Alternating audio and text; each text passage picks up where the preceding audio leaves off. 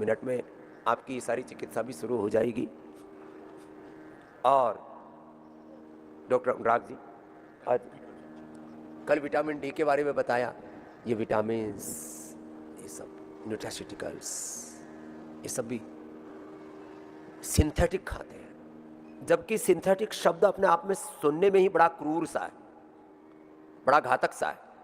जो भी सिंथेटिक दवाइयाँ, hair care, dental care, skin care, synthetic vitamins अपने शरीर में डाल रहे हैं, वो अपने साथ क्रूरता है, जुल्म है, जाती है, अपने साथ आत्मघात जैसा है। तो आज आपको सुनो, और सुबह उठकर मैं हर दिन कहता हूँ कि शुरुआत आंवला एलोवेरा गिलोय गोधन अर्क के जूस के साथ करो। आंवला एलोवेरा गिलोय गोधन अर्क के तेज गर्म पानी में लेना। फिर इम्यूनोग्रीट, करक्यूमिन गोल्ड, स्वर्ण शिलाजीत, न्यूट्रिला डेली एक्टिव, ये एक एक ले लिया करो। इम्यूनिटी इतनी ज़बरदस्त रहेगी। सबसे पहले ये लिया करो गाय का घी, बादाम रोगन या तिल का तेल। ऐसे मैं तो अब अपना ही सूक्ष्म आहार, क्योंकि हम नाश्ता तो करते ही नहीं, नाश्ता नहीं करते हम, उस नाश्ते से ही नाश शुरू कर देते हैं अपना सर्वनाश। डॉक्टर साहब आप अपनी बात कहो, हम अपना ये ब्रेकफास्ट, मतलब सुबह उठ करके ये लो गाय का घी, आपको बिलोने वाले भी उपलब्ध करा रखा है, वर्जिन कोकोनट ऑयल भी आपको कांच की शीशी से लेकर के, ये तो पहले से उपलब्ध हो रहा था। तिल का तेल, बादाम रोगन भी हमदर्द का नहीं लेना, हमदर्द वालों की हमसे कोई हमदर्दी नहीं है। मैंने एक दिन बोल दिया, बखेड़ा हो गया। मैंने कहा हमदर्द वालों के पास पैसा बचेगा तो मदरसे बनेंगे, मस्जिदें बनेंगी, और पतंजलि के पास पैसा आएगा तो गुरुकुल बनेगा, आचार्य कुलम बनेगा, विश्वविद्यालय बनेगा, गौ माता की, भारत माता की सेवा होगी। तो उसमें भी अब क्या बोले साहब, पूरे देश में झमेला है, लोगों को समझ में नहीं आता। अरे भाई, जब तेरे को हमदर्द से ज़्यादा अच्छा रोगन बादाम शिरीन पतंजलि का है और कॉस्ट इफेक्टिव भी है, और पतंजलि में खुद ये कहाँ तैयार होता, मैंने पूरा वीडियो भी बना करके दिखा रखा। भाई हर चीज पूरी शुद्धता से जो मिल रही है, तो फिर ये तेल जिहाद, शरबत जिहाद, दवा जिहाद है, सब में फंसना जरूरी है। ये भी लव जिहाद की तरह, वोट जिहाद की तरह ये अलग अलग प्रकार का मामला है। लोगों को कम समझ में आता है, लेकिन इसका मामला बड़ा खतरनाक है। पहले लोग 2-3 चीजें ऐसी हो गई, दूसरों ने प्रचार कम किया, उन्होंने ज्यादा कर दिया। रूअफ़ज़ा, बादाम रोगन शिरीन, साफ़ी, फिर एक दूसरी कंपनी है वो लेकर के आ गई ली 52, उससे 100 गुना ज़्यादा इफेक्टिव है। और उससे हमारे लिवोग्रिड के ऊपर कितने पेपर हो चुके हैं? 18 पेपर हो चुके हैं ली 52 लीवर के लिए। अरे भाई, नाम हिमालय है, लेकिन अब मंडे को भारतीय बाजारों में भरपूर तेजी की उम्मीद। आप कहेंगे वो कैसे? नाम हिमालय है, लेकिन अब है तो है। अब ये, अरे भाई, ये पतंजलि एक सनातन की संस्था है तो है, इसमें शर्म की बात नहीं है, गौरव की बात है। ऐसे हिमालय मुसलमानों की संस्था है, ऐसे हमदर्द मुसलमानों की संस्था, इसमें क्या हमने गाली दे दी? किसी को मुसलमान कहना कोई गाली थोड़ी है। और भाई इतना ही खराब लगता है तो फिर वापस अपने मूल में लौटाओ, अपने पुरखों का, अपने पूर्वजों का धर्म, अपनी संस्कृति दोबारा अपना लो, इतना ही तुम्हें खराब लगता है तो। अब इतनी भी बात इनको हजम नहीं होती। स्वामी रामदेव पर टूट पड़ते हैं चारों तरफ से दुष्ट राक्षस, पूरा गैंग बना हुआ, असुर गैंग। जी डॉक्टर साहब आप बताओ। ओम जी स्वामी जी, आपके श्री चरणों में मेरा प्रणाम, आप सभी को मेरा अभिवादन। स्वामी जी, हम सिंथेटिक मेडिसिन के बारे में बात करते आ रहे हैं पिछले 1 महीने से। हमने बात की डायबिटीज़ के बारे में, हमने बात की हाइपरटेंशन के बारे में, थायराइड के डिसऑर्डर के बारे में, कोलेस्ट्रॉल को कंट्रोल करने के बारे में। स्वामी जी, इवन बुखार के बारे में हमने देखा, फीवर कंट्रोलिंग जो ड्रग्स हैं जो घर में रोटी चावल की तरह रखी जाती हैं, खाई जाती हैं, उनके बारे में देखा, और देखा उनके लॉन्ग टर्म यूज़ से, उनके बहुत लंबे इस्तेमाल से स्वामी जी दुष्प्रभाव कौन कौन से हो सकते हैं। और उनके कंपेरिजन में जब हम natural medicine, herbal drugs, Ayurvedic drugs के बारे में बात करते हैं, तो स्वामी जी वैसे ही हमें इम्पैक्ट, वैसे ही अच्छे सुप्रभाव दिखाई देते हैं बगैर किसी दुष्प्रभाव के। तो समझिए हमने देखा कि एक अच्छे तरीके से बनाई नेचुरल मेडिसिन बहुत इफेक्टिव तरीके से क्विक रिस्पांस भी देती है, और समझिए उसे लंबे समय तक खाया जा सकता है, इस्तेमाल किया जा सकता है, बीमारियों से लड़ा जा सकता है। समझिए इसी डिस्कशन को हमने आगे बढ़ाया था और कल बात की थी न्यूट्रास्यूटिकल्स के बारे में कि जो सिंथेटिक न्यूट्रास्यूटिकल्स हैं वो कैसे हैं, उनके कौन कौन से कंपोनेंट्स हैं, कैसे वो काम करते हैं, और जो नेचुरली ड्राइव, जो नेचर ड्राइव कंपोनेंट है वो कैसे काम करते हैं। हमने विटामिन डी के बारे में देखा स्वामी जी। आज हम बात करेंगे विटामिन B12 के बारे में कि जो वेजिटेरियन सोर्स है विटामिन B12 का वो कौन सा है और जो सिंथेटिक है वो कैसा है, शरीर के अंदर विटामिन B12 का मेटाबॉलिज्म कैसा होता है, इसके कौन कौन से पार्ट्स हैं, कैसे स्वामी जी हमारे शरीर को हेल्पफुल है और कौन कौन से बायोलॉजिकल फंक्शन स्वामी जी से कंट्रोल होते हैं। तो आज हम थोड़ा बात करेंगे विटामिन B12 के बारे में, इसके सिंथेसिस के बारे में और कौन कौन से शरीर के बायोलॉजिकल प्रोसेस इसको इस्तेमाल करते हैं स्वामी जी, उसके बारे में देखेंगे, थोड़ा सा समझेंगे और देखेंगे कि अगर इसका लंबे समय तक इस्तेमाल किया जाए तो कैसे इसके फायदे होते हैं और जो सिंथेटिक वाले हैं समझिए उसमें क्या क्या कंसर्न्स हो सकते हैं।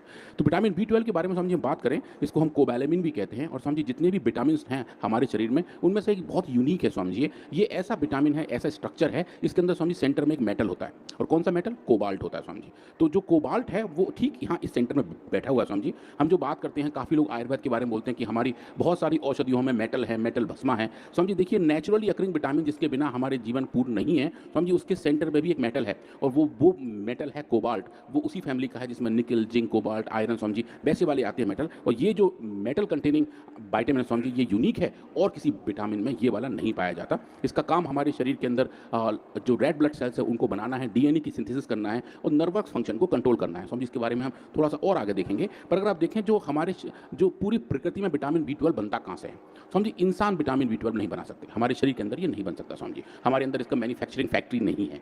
तो हमें समझिए इसको खाद्य पदार्थ के तौर पर लेना पड़ता है। तो हम अपने खाद्य के साथ लेते हैं, हमारे खाने के साथ वो आता जाता है और समझिए हमारे शरीर के अंदर कुछ चीजें बाय प्रोडक्ट के तौर पर अंदर बन जाती है, हाँ लेकिन कुछ चीजें आपको नेचर से लेनी ही लेनी पड़ती है आहार के रूप में। आहार के तौर पे समझिए। और इसमें एक बहुत अच्छा रोल प्ले करते हैं हमारे गट के अंदर, हमारे पेट के अंदर रहने वाले माइक्रोब्स, अच्छे वाले बैक्टीरिया जो हमारे साथ एक अच्छे integration, good gut bacteria, good gut bacteria समझिए, GGB, तो वो समझिए हमारे पेट के अंदर रहते हैं और वो हमें विटामिन B12 बना कर देते हैं। तो वो एक तरीके से एक सिम्बायोसिस होता है समझिए, हम उन्हें रहने के लिए जगह देते हैं, पोषण देते हैं और वो हमें लौट के समझिए अलग अलग विटामिन देते हैं, B कॉम्प्लेक्स पूरे देते हैं और B12 भी समझिए उसमें से एक है। तो जो कोबैलेमिन प्रोड्यूसिंग बैक्टीरिया हैं समझिए वो हमारे पेट में अच्छे से काम करते हैं और वो समझिए बहुत हेल्पफुल रहते हैं। अब इसका जो एब्जॉर्प्शन है, ट्रांसपोर्ट है, मेटाबॉलिज्म है, वो समझिए थोड़ा सा कॉम्प्लिकेटेड है, थोड़ा सा लंबा वाला है कि ये एक तरीके से हमारे शरीर के कई कई हिस्सों को इस्तेमाल करते हुए पहुंचता है। हमारे सलाइवरी ग्लैंड से, जहां हमारा थूक बनता है समझिए, वहां से इसका मेटाबॉलिज्म शुरू हो जाता है और जो हमारा पेनक्रियाज है, जो वहां से अलग अलग एंजाइम निकलते हैं, वो उसको अलग हिस्से में तोड़ते हैं, प्रोसेस करते हैं और वो फिर समझिए जाके इकट्ठा हो जाता है और एक तरीके से बैंक के तौर पर जमा हो जाता है हमारे लिवर के अंदर। लिवर समझिए विटामिन B12 का एक तरीके से बैंक बन जाता है और जितना हमें चाहिए होता है उतना समझिए वो हमारे शरीर को रिलीज करता रहता है। पर अगर जरूरत से ज़्यादा इकट्ठा हो जाए तो समझिए लिवर उसको फिर भेज देता है किडनी के पास और किडनी फिर समझिए उसे यूरिन के साथ बाहर निकाल देती है। तो पूरा एक चेक एंड बैलेंसेस प्रोसेस बने रहते हैं। शरीर के अंदर जो मात्रा जितनी चाहिए शरीर उसको तो उतना इस्तेमाल करता ही है और एक्सेसिबल तो समझिए इसको स्टोर कर लेता है और ज़्यादा हो तो फिर शरीर से बाहर निकाल देता है। अब इसके फंक्शंस क्या हैं स्वामी जी, क्या क्या काम आता है विटामिन B12, क्यों स्वामी जी हमें इसकी ज़रूरत है। जैसे मैंने कहा स्वामी जी हमारे शरीर के जो RBCs हैं, जो रेड ब्लड सेल्स हैं, जो एक तरीके से ऐसे ट्रक्स हैं जो ऑक्सीजन को लेके जाने का काम करते हैं स्वामी जी। हीमोग्लोबिन इन्हीं के अंदर पैक रहता है, इसीलिए इनका रंग लाल है। इनका जो फॉर्मेशन है, इनका जो सिंथेसिस है, जहाँ ये बनते हैं स्वामी जी बोन मैरो के अंदर, वहाँ विटामिन B12 की बहुत ज़रूरत होती है। तो एक तरीके से वो कच्चा पदार्थ है, वो कोफैक्टर है जो RBCs को बनने के लिए स्वामी जी हेल्प करता है। उसके साथ साथ जो हमारे ब्रेन फंक्शन है स्वामी जी उसके लिए भी इसकी बहुत ज़रूरत होती है। ब्रेन हेल्थ के साथ साथ जो नर्व कंडक्शन है स्वामी जी वो भी विटामिन B12 के थ्रू टर्न आउट होता है। एनर्जी को B12 की डेफिशिएंसी से क्या क्या प्रॉब्लम होती है वो सब बता रहे हैं, बहुत जरूरी है ये बात। स्वामी जी तो स्वामी जी मूड इंप्रूवमेंट के लिए बढ़िया है। जिन लोगों का Swami ji depressive thought process रहते हैं उन्हें अगर विटामिन B12 सही मात्रा में दिया जाए तो स्वामी जी उनका मूड भी एलिवेट होता है। DNA RNA के सिंथेसिस में इसकी जरूरत है। हार्ट अच्छा रहता है स्वामी जी और उसके साथ साथ जो स्किन है, हेयर्स और नेल्स हैं स्वामी जी वहाँ भी इसकी हेल्प अच्छी बनी रहती है। अगर ये कम हो जाए तो स्वामी जी बीमारी पैदा होती है। पर कम क्यों होता है स्वामी जी, उसका रिस्क फैक्टर ये है, ऐसे लोग जो एल्कोहल ड्रिंकर्स हैं, जो मद्यपान ज़्यादा करते हैं स्वामी जी, उनके अंदर विटामिन B12 का एब्जॉर्प्शन नहीं हो पाता। ऐसे लोग जो जिनको GI डिसऑर्डर्स हैं, ऐसे लोग जो स्वामी जी जिनकी उम्र ज़्यादा है, ऐसे लोग जो स्मोकर्स हैं और कुछ ऐसे हैं जो ज़्यादा कुछ अलग टाइप की दवाइयों का सेवन करते हैं स्वामी जी, वो भी विटामिन B12 का डेफिशिएंसी का कारण बनती हैं। तो स्वामी जी सिंथेटिक ब्लड की कुछ 6 बड़े दवाइयों की क्लास हैं जिनका अगर हम लंबे समय तक इस्तेमाल करें तो वो विटामिन B12 की डेफिशिएंसी का कारण बन जाते हैं। स्वामी जी कुछ दवाएं जिनको हम H2 ब्लॉकर्स कहते हैं, जो हार्ट बर्न के लिए मतलब पेट में एसिड के लिए ली जाती हैं और लगभग स्वामी जी हर एक डॉक्टर्स इसको प्रेस्क्राइब करते हैं ऐसे रोगियों को जिनको एंटीबायोटिक दी जा रही है, क्योंकि स्वामी जी उसका साइड इफेक्ट, उसका एडवर्स इफेक्ट एसिडिटी है। अब देखें स्वामी जी एक दवा दी गई एसिडिटी को कंट्रोल करने के लिए जो किसी और दवा का साइड इफेक्ट है, अब उस एसिडिटी के दवा के इस्तेमाल से शरीर के अंदर स्वामी जी विटामिन B12 कम हो जाता है, फिर उसके लिए विटामिन B12 दिए जाते हैं। तो पूरा लंबा एक साइकिल स्वामी चलता रहता है और H2 ब्लॉकर्स के लंबे समय के इस्तेमाल से विटामिन B12 की डेफिशिएंसी होती है। डायबिटीज़ की दवा समझिए मेटफॉर्मिन जो भी थोक के भाव खाई जाती है समझिए, मेटफॉर्मिन के लंबे समय के इस्तेमाल से शरीर के अंदर विटामिन 2 की B12 की डेफिशिएंसी आती है, ये समझिए नोन फैक्ट है। और समझिए कुछ दवाइयाँ जो घुटने के दर्द के लिए ली जाती हैं, गाउट के लिए ली जाती हैं, कॉल्चिसिन समझिए वो भी विटामिन B12 की डेफिशिएंसी का एक बड़ा कारण है। और समझिए हाइपरटेंशन के लिए ली जाने वाली दवा मिथाइल डोपा, नियोमाइसिन जो स्किन पे एक एंटीबायोटिक होती है समझिए वो, और समझिए उसके साथ साथ क्रॉन्स डिजीज़ के लिए जिनका पेट समझिए बहुत लंबा खराब रहता है, अल्सरेटिव कोलाइटिस, IBD, उनके लिए समझिए जो दवाएं दी जाती हैं अमीनो सैलिसिलिक एसिड्स, समझिए उनके लंबे इस्तेमाल से भी B12 की डेफिशिएंसी आती है। तो हो सकता है समझिए हम सही टाइम पे सही मात्रा में दवा विटामिन डी का, विटामिन B12 का सेवन कर रहे हो, पर अगर ये दवा साथ साथ खा रहे होते हैं तो समझिए उनका मेटाबॉलिज्म चेंज हो जाता है और शरीर के अंदर B12 की डेफिशिएंसी आने लगती है। और जब ऐसी आती हैं तो समझिए ये उनके सिम्टम्स हैं। जो हमारा विजन है वो हो जाता है ब्लर, मोबिलिटी में दिक्कत आती है, थकान सी बनी रहती है, समझिए ऐसा लगता है कि हाथों में और पैरों में पिन सी चुभ रही हैं। ये समझिए बहुत कॉमन सिम्टम है जो सुई जैसी सुई चुभती चुभ रहती जाती है। हाँ समझिए तलवे में और उंगलियों में ऐसा लगता है कि सुई चुभ रही है। वो समझिए एक तरीके से हमारा शरीर अलार्म सिस्टम के तौर पर काम करता है। जब ऐसा होता है तो समझिए B12 की इस तुरंत तरह से इंडिकेशन आते हैं। इंडिकेशन आते हैं समझिए, और तब B12 के एक ही कैप्सूल लेने से समझिए बहुत अच्छा बेनिफिट मिलने लगता है। वो सब चुभन, वो सब सेंसेशन समझिए कम हो जाते हैं और समझिए स्किन पीली पड़ जाती है, डिजीनेस रहता है, मूड चेंज रहते हैं, कभी कभी समझिए बुखार आ जाता है जो B12 की डेफिशिएंसी की वजह से होता है। अब इसके समझिए कॉम्प्लिकेशंस भी हैं। अगर लंबे समय तक हमारे शरीर में B12 की डेफिशिएंसी बना रहे तो समझिए ये फिर मैग्लोब्लास्टिक एनीमिया में कन्वर्ट हो जाता है, मतलब कि शरीर के अंदर खून की कमी होनी शुरू हो जाती है, क्योंकि B12 कम होने की वजह से हीमोग्लोबिन कम हो जाता है और एनीमिया जैसे सिम्टम आ जाते हैं, न्यूरोलॉजिकल प्रॉब्लम आ जाती है, इनफर्टिलिटी आ जाती है। समझिए कुछ केसेस में स्टमक कैंसर भी देखे गए हैं। और समझिए जो एक बड़ा वाला कारण है, जो छोटे बच्चों के टाइम पे या समझिए जब एक शिशु गर्भ में होता है उस वक्त समझिए महिलाओं को विटामिन B12 काफ़ी अच्छी मात्रा में दिया जाता है फोलिक एसिड के साथ साथ, ताकि जो न्यूरल ट्यूब है समझिए वो अच्छे से डेवलप हो पाए। मतलब हमारा जब ब्रेन जब बन रहा होता है, जब हम गर्भ में होते हैं उस वक्त जो समझिए ऑर्गन है उसका नाम न्यूरल ट्यूब है, अगर वो ढंग से डेवलप हो तो पूरा CNS डेवलप हो जाता है। उस डेवलपमेंट के लिए समझिए B12 की जरूरत पड़ती है। तो सही मात्रा में समझिए इनका इस्तेमाल करना जरूरी है, वरना ये दिक्कत पैदा होती है। अब समझिए आप देखें जो न्यूट्रास्यूटिकल मार्केट है पूरी दुनिया में, जो पिछले 5 साल के नंबर हैं और जो आगे आने वाले प्रोजेक्शन हैं, समझिए 2023-24 में लगभग समझिए ये $260 मिलियन का था। और ऐसा कहा जा रहा है समझिए कि इसकी जो ग्रोथ रेट है जिसको हम CAGR कहते हैं वो लगभग 8.5% की है और 2033 तक समझिए लगभग 0.6 बिलियन तक पहुंचेगा। मतलब कि इसकी समझिए कंजम्पशंस हैं, अवेयरनेस हैं, पर अभी भारतवर्ष में समझिए इसको थोड़ा सा कम इस्तेमाल किया जा रहा है और जो भी किया जा रहा है समझिए वो सिंथेटिक किया जा रहा है। तो सिंथेटिक विटामिन B12 के मुकाबले अगर हम नेचुरल विटामिन B12 की बात करें तो समझिए ये बेसिक डिफरेंस है। नेचर ने समझिए जो विटामिन B12 बनाया हुआ है कुछ पौधों में है, स्पेशली समझिए मक्के के अंदर है, कॉर्न के अंदर है। जो मक्के का जो दाना है समझिए उसका जो टॉप हिस्सा है उसको हम हल कहते हैं, HULL। समझिए उस हल के ठीक नीचे का जो हिस्सा है वहाँ समझिए विटामिन B12 अच्छी मात्रा में पाया जाता है। उसको बायो फर्मेंट करके समझिए इस्तेमाल कर सकते हैं। और जो आप यहाँ देख रहे हैं न्यूट्रेला विटामिन B12, ये समझिए वही वेजिटेरियन सोर्स है जो मक्के के हल से समझिए आइसोलेट किया गया है। ये कॉर्न हल से 100% नेचुरल विटामिन B12 वो पतंजलि से उपलब्ध कराते हैं। बाकी इसके जो सिंथेटिक सोर्स है वो किससे प्राप्त करते हैं? सिंथेटिक समझिए सीधे लैब में ही बनाए जाते हैं, फैक्ट्रियों में बनाए जाते हैं। उनका जो कच्चा माल है समझिए कुछ पेट्रोलियम प्रोडक्ट्स हैं, कुछ समझिए अलग अलग प्रिकर्सर्स हैं। पर आप देखें उसमें जो कंपाउंड है उसका नाम है साइनोकोबैलामिन। कोबैलामिन समझिए सिंथेटिक पार्ट है जो इनएक्टिव होता है, शरीर के अंदर जाकर समझिए उसको एक्टिवेट करना पड़ता है, शरीर को एक स्टेप एक्स्ट्रा लगाना पड़ता है। जो नेचुरली अकरिंग है समझिए वो है मिथाइल कोबालामिन, जो इसके अंदर है, जो हमारा शरीर सीधा सीधा इस्तेमाल कर लेता है। तो समझिए केमिकली भी आप देखिए थोड़ा सा डिफरेंसेस हैं, और जो बायो एक्टिव, बायो अवेलेबल और जो समझिए अच्छे कंपोनेंट हैं वो नेचर में पाए जाते हैं। तो समझिए ये जो इनएक्टिव कंपोनेंट हैं वो काफ़ी ज़्यादा सिंथेटिक हैं और जो एक्टिव वाले हैं समझिए वो नेचुरली अकरिंग होते हैं। तो ये जो नेचुरल अकरिंग वाले 30 सितंबर नवरात्रि की महाअष्टमी पर भारत के महालक्ष्मी अंबाबाई शक्तिपीठ में जो नेचुरल अकरिंग वाले कंपाउंड हैं वो समझिए अलग अलग फॉर्म में पाए जाते हैं। और आप देखें समझिए जो हम सप्लीमेंट्स की बात करें, जो आप देख रहे हैं स्क्रीन पर, ये अलग अलग सिंथेटिक ब्रांड्स हैं जो विटामिन B12 को बनाते हैं, बेचते हैं, जिनकी समझिए खूब सारी मार्केटिंग होती है, डॉक्टर्स इसको खूब सारा लिखते हैं। समझिए इनका एक सबसे बड़ा कंसर्न ये है कि समझिए ये इनका एब्जॉर्प्शन बहुत पुअर होता है। समझिए जैसे हम खा जितना रहे हैं उसका कुछ % ही हमारे शरीर को लगता है, बाकी सब समझिए बाहर चला जाता है। तो हम हाई डोज ले रहे हैं, लगभग 1 से लेकर 2 माइक्रोग्राम तक डोज ले रहे हैं, पर समझिए उनका जो प्रोसेस है हमारे शरीर में एब्जॉर्ब होने का वो थोड़ा सा कम रहता है। समझिए कुछ इसके इनएफिशिएंट फॉर्म में है, मतलब कि जो एब्जॉर्ब तो हो गए पर वो बॉडी में काम में नहीं आ पाते। समझिए वो भी एक बड़े कंसर्न है और समझिए वो एक बड़ा चैलेंज रहता है सिंथेटिक विटामिन B12 के सप्लीमेंट को लेके। और समझिए ऐसे लोग जिनके शरीर के अंदर कुछ जेनेटिक पॉलीमॉर्फिज्म है, जिनके अंदर समझिए वो प्रोसेस अच्छा नहीं है जो इन कन्वर्जन में काम आता हो, समझिए उनको ऐसी बहुत दिक्कत आती है। उस केस में तो समझिए फिर इनके इंजेक्शन दिए जाते हैं और विटामिन B12 को समझिए मोटे मोटे शॉट्स भी लगते हैं, हर हफ्ते में समझिए एक उनको लगाना पड़ जाता है।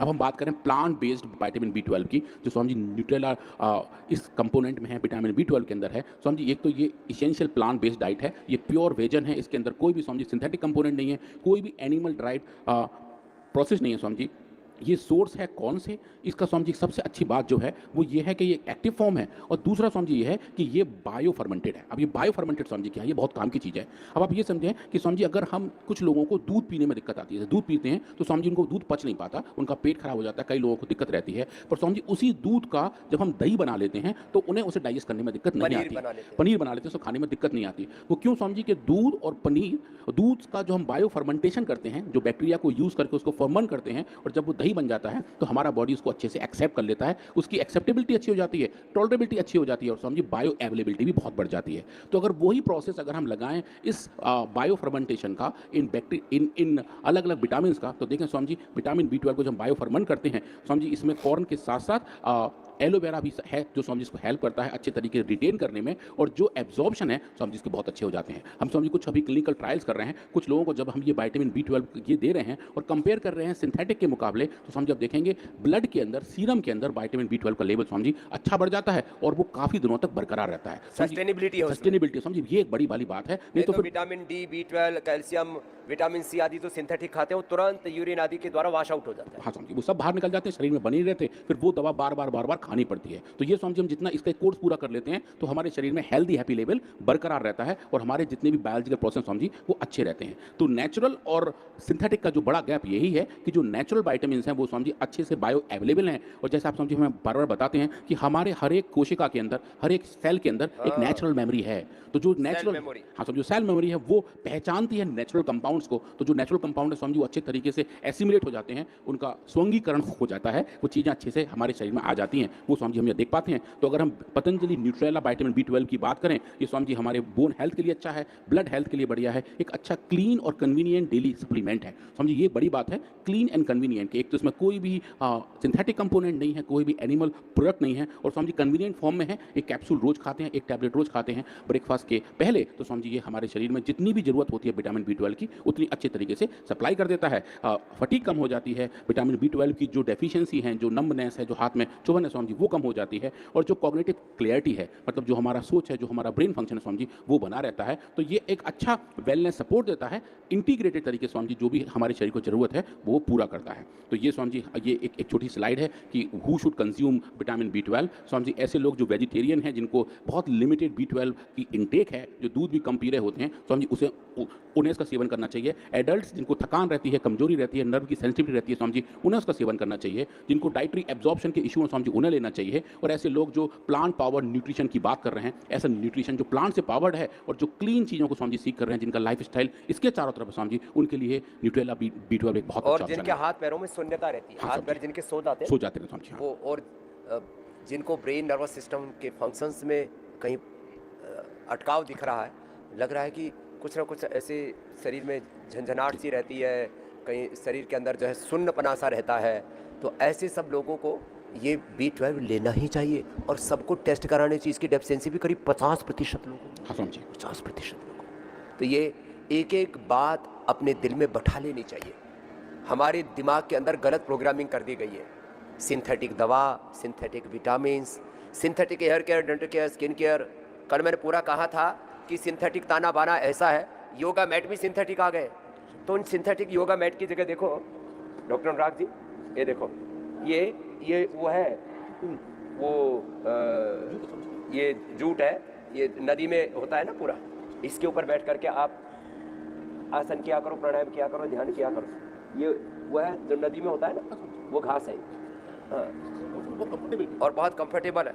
ऐसे ही ये सारे ये कपड़े का बना हुआ है, ये सिंथेटिक नहीं है, ये योगा मैट है, ये ध्यान वाला आसन करने के लिए है। हाँ, ये आपको दे रहे सुबह सुबह, आप बड़े दूर से चल के आए।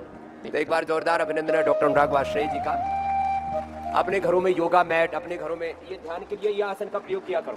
ये बहुत ही अच्छा वाला कुशा का आसन, इसको कुशा बोलते हैं, कुशा। हाँ, तो ये कुशा का है और इसके ऊपर बैठ करके आप ध्यान करते हैं, उससे आपकी ऊर्जा का ऊर्ध्वारोहण होता है, ऊर्जा का क्षरण नहीं होता, अधपतन नहीं होता है। तो ये हाँ, एको प्रेशर हल्का सा होगा और ये बहुत अच्छा है।